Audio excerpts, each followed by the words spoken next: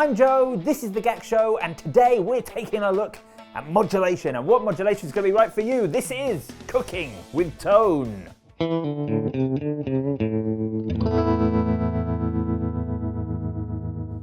Okay, so modulation. There are lots of different types of modulation that you can get.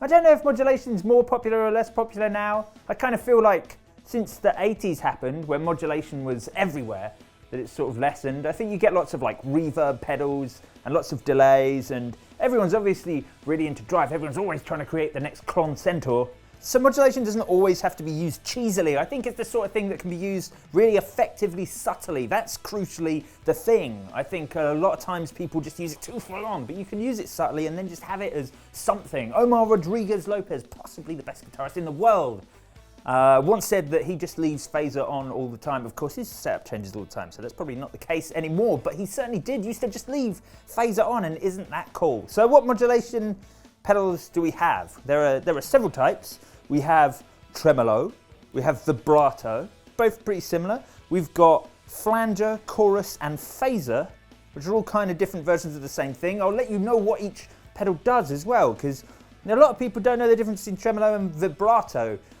The difference is that tremolo is going to cut your signal, so it's going to create little sort of intermittent blips in the sort of signal chain. So that's like a.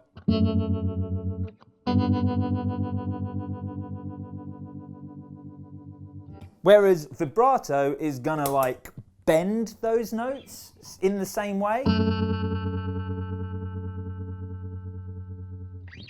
So they're kind of subtle, different versions of the same sort of thing. Then you've got flanger and phaser, and I think a lot of people think of these as being, I think people tend to favour phaser, really. Flanger's got a bad rap, and I'm not happy about that. Flanger's really cool. Flanger is a super cool effect because of how it was created. It was originally created by some great studio techs that were literally pressing their finger to the tape of pre-recorded guitar tracks and bending it. So what a sort of a flanger pedal does is recreate that by taking a frequency and delaying it slightly and running it alongside the original frequency, but in a stepped. All right, it's difficult to explain, but it's kind of, you can use it subtly and it sounds great.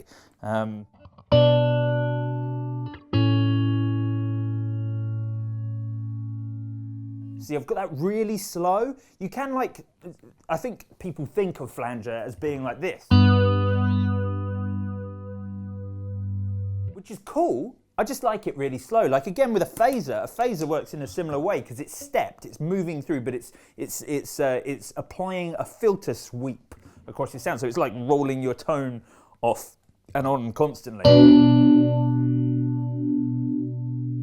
And with phasers you can go crazy, but they just sound great when they're slow. There's just slow them down and they're like.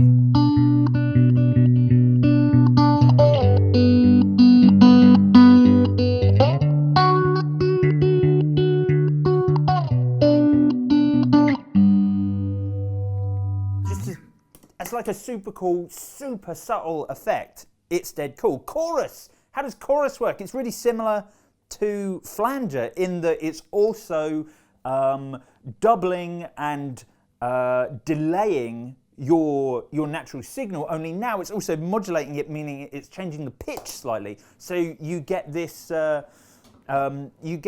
slightly out of tune sound along with your normal sound, and it's great for thickening things up. It's called chorus because it's supposed to make everything thicker and give it all a bit more substance. But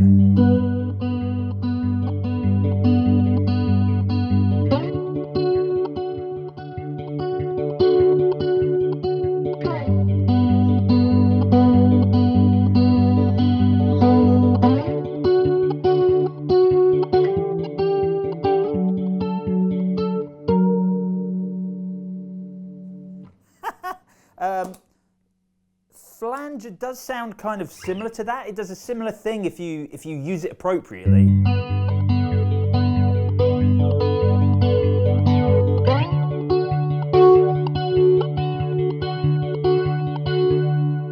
See, everything just gets a little bit thicker. So I've set everything up so that they're pretty subtle. So